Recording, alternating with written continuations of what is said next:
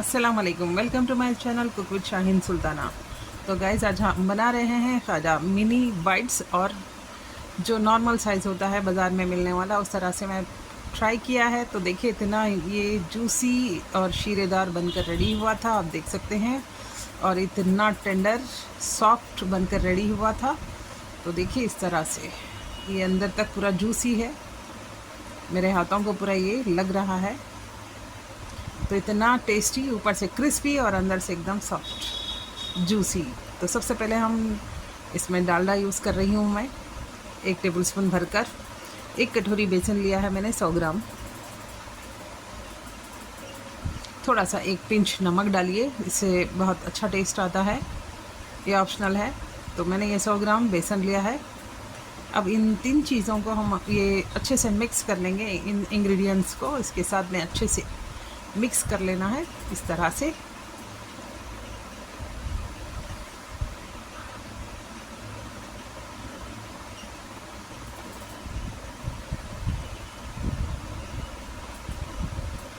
तो बहुत अच्छा सा मिक्स करना है हमें, जितना टाइम लगा कोई बात नहीं है, लेकिन इसी में मिक्सिंग में ही मेन है प्रोसेस, इसका ये मेन प्रोसेस है। इसे आप अच्छे से कर लेंगे तो आपके खाजा बहुत अच्छे से बनकर रेडी होते हैं। तो देखिए इस तरह से ये मोयन होना है, यानी एक मुट्ठी बनकर रेडी होना है इस तरह से। तो चलिए अब इसमें हम थोड़ा पानी ऐड कर इसे एक सॉफ्ट डो बना लेते हैं, जिससे आपकी रोटी अच्छे से बेले जाएं। बस जैसे हम रोटी बेलते हैं उसका डो कैसा लगाते हैं उसी तरह का डो लगना चाहिए। तो इसे देखिए इस तरह से सॉफ्ट मैंने पानी डालकर इसे बनाया है इस तरह से। जो हम इसे जब मिक्स कर रहे हैं, नीड कर रहे हैं, तो वो ईज़िली इस तरह से हमारे फिंगर्स पंच जो है ईज़िली इसमें डीप हो जाएं, उस तरह का सॉफ्ट डो बनाना है। चलिए इसे अब हम इस तरह से इसे 10 से 15 मिनट हम रेस्ट कर देंगे। अच्छा सा नीट करने के बाद मैं इसे छोड़ दूंगी।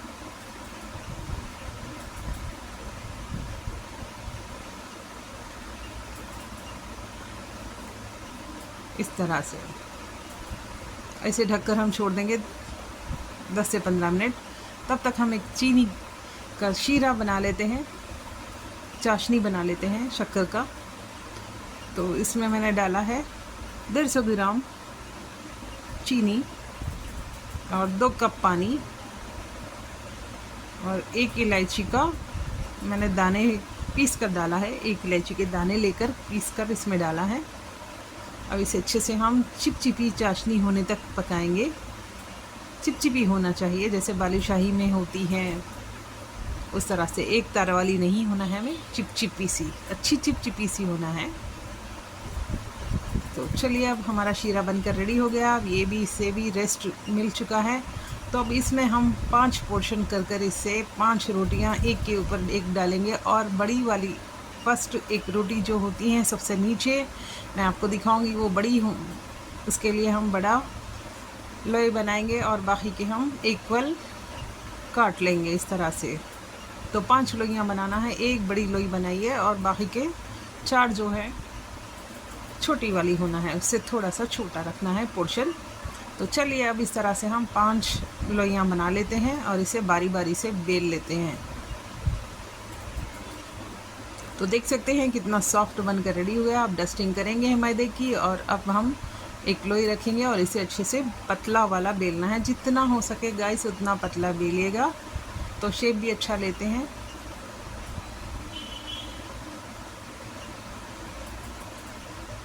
तो इस तरह से हम अच्छी चपाती बना लेंगे, एक रोटी बेल लेंगे पतली पतली सी, जितनी थिन हो सके उतना बना लीजिए।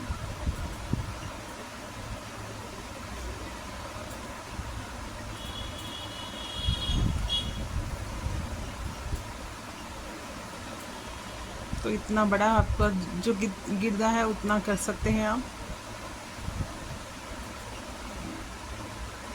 अच्छे से रोल पिन कीजिए इसे रोल पिन करने के बाद में हम दूसरी इसी तरह से हम सारे रोटियों को बेल लेंगे गाइस, पतला पतला सा। तो एक तरफ आप रख लीजिएगा इस तरह से डालकर। देखिए हमने सारे रोटियों को तैयार कर लिया एकदम पतले पतले वाले। चलिए अब फर्स्ट जो रोटी है हमने पूरा जितना हमारा गिरदा है उतना हमने बड़ी वाली कर लिया है। अब इसमें हमने घी तेल का इस्तेमाल किया है और इसमें मैं 2 चम्मच मैदे का इस्तेमाल कर रही हूँ। एक स्लरी बनाना है इसकी इस तरह से।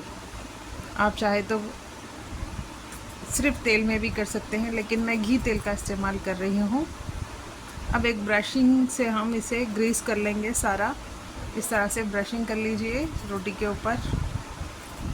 ऑयल और जो मैदे का घोल है उसमें डीप करते जाइए ब्रश, और इस तरह से सारे कोई कोना ना छूटे इस तरह से आपको करना है। और एक एक रोटी इसके ऊपर डालते जाना है इसी तरह से। तो देखिए इस तरह से। तो पहली वाली रोटी जो है बड़ी है और बाकी के जो रोटियां हैं 4 वो इक्वल साइज़ में होना चाहिए। और सारे रोटियों को हम इस तरह से अप्लाई कर देंगे जो स्लरी घोल बना कर रखा है हमने आटे और तेल का। चलिए अब इसे हम अच्छे से फोल्ड कर लेंगे सारे जगह। इसे अच्छे से इस तरह से लगा देना है और थोड़ा हम दबाते हुए इसे रोल करेंगे। तो देखिए इस तरह से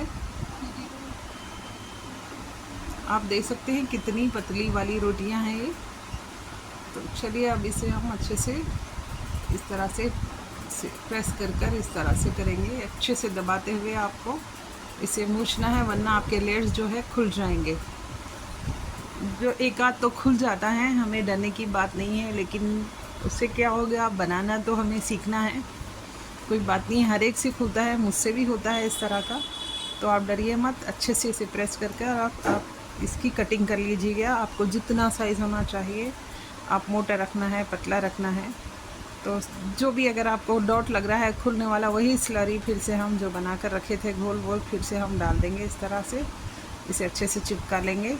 फिर भी एक आध अगर खुलता है तो कोई प्रॉब्लम नहीं है गाइस।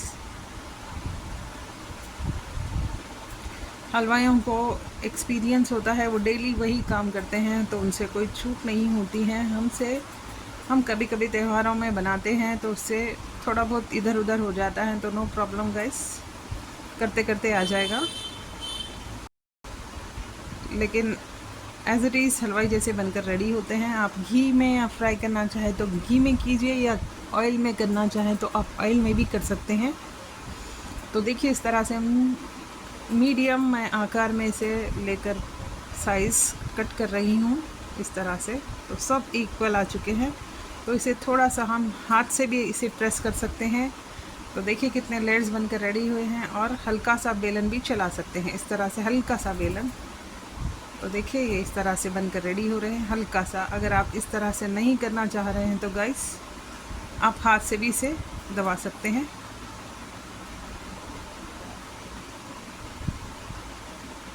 इस तरह से।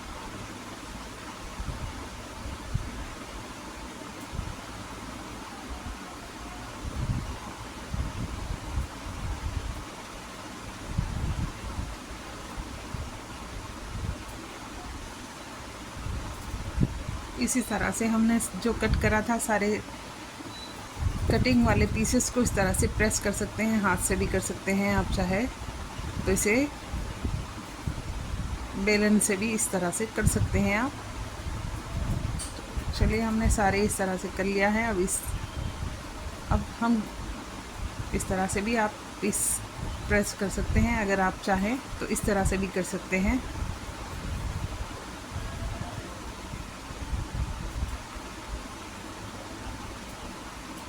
अब तेल में हम थोड़ा सा आटा डालकर देखेंगे, और इसको हम हॉट होने के मीडियम फ्लेम पर मैंने गरम किया था। उसके बाद में मैं थोड़ा सा स्लो कर दिया है फ्लेम को, क्योंकि ये अंदर तक पकेंगे नहीं। अगर हम हाई फ्लेम पर रखेंगे तो ऊपर वाले क्रिस्पी हो जाएंगे और अंदर वाले कच्चे रह जाएंगे। तो इसका ध्यान रखिए गाइस। जब भी आप खाजा बनाते हैं तो जैसे हम बालूशाही के लिए, समोसे के लिए गुनगुना ऑयल रखते हैं, उसमें ही हम अच्छे से फ्राई करते हैं। तो मैंने ये घी, वनस्पति घी में फ्राई कर रही हूँ। तो देखिए इस तरह से हम फ्राई करेंगे। तो हाई फ्लेम हमें लास्ट में करना है। एक बार हम कर देंगे, ये सारे डालने के बाद गुनगुना हो जाता है तेल, आप देख सकते हैं इसके बबल्स कम होने लगे हैं। तो गाइज़, जिस किसी भी मेरे रेसिपीज़ पसंद आए तो please like share and good comments, और जो मेरे चैनल पर नए हैं तो प्लीज़ सब्सक्राइब कर लें। तो एक प्लेट में हम तलकर इस तरह से निकाल लेंगे। थोड़ा ठंडा होने के बाद इसे हम शीरे में डालेंगे। अगर जब भी हम शीरे में डायरेक्ट डालते हैं तो वो अंदर तक शीरा नहीं पिएंगे और कच्चा रह जाएगा। तो देखिए, हमने थोड़ा सा ठंडा कर लिया है। अब इसमें हम शीरे में छोड़ देंगे इस तरह से। अगर आप ज़्यादा शीरा भी बना कर रखते हैं तो आपकी मर्ज़ी है, इसमें ज़्यादा शीरा नहीं डिप होता है। तो इसी तरह का शीरा ये बस हो जाएगा इसमें, और बचेगा ही। 4 टेबल स्पून मुझे बच गया था मेरे पास। इस तरह से हमने इसे डिप करते रहना है और निकाल लेना है। देखिए, इस तरह से 2 से 3 मिनट मैंने इसमें छोड़ दिया था। इसके बाद में हम फिर इसे बाहर निकालेंगे। तो कितने शीरेदार ये शाइनी शाइनी बनकर रेडी हो रहे हैं। तो गाइस, मैंने पूरी कोशिश किया है इस तरह से बनाने की।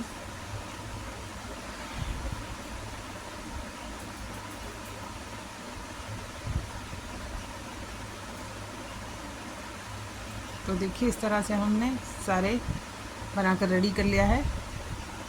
तो कितना इजी है बनाना गाइस, तो आप भी ज़रूर ट्राई कीजिए। अब ये मिनी बाइट्स जो मैंने एक लोई लेकर इस तरह के मैं मिनी बनाई हूँ। तो ये भी मिनी खाजा बाइट्स मैंने बनाया है। तो देखिए, ये भी अच्छे से बनकर रेडी हो चुके हैं, एकदम जूसी जूसी, एकदम शीरेदार। तो देखिए, हमारे खाजा बनकर रेडी हो गए, जो छोटे साइज़ में भी है और बड़े साइज़ में भी है। तो गाइस, आपको ये रेसिपी कैसी लगी है, आप मुझे गुड कमेंट्स ज़रूर कीजिएगा। आपके कमेंट्स का इंतज़ार रहता है मुझे। तो खाइए, खिलाइए, अपने परिवार को खुश रखिए। चलती हूँ दुआओं में, याद रखना। अल्लाह हाफिज़। Okay guys, bye. Thank you for watching my channel.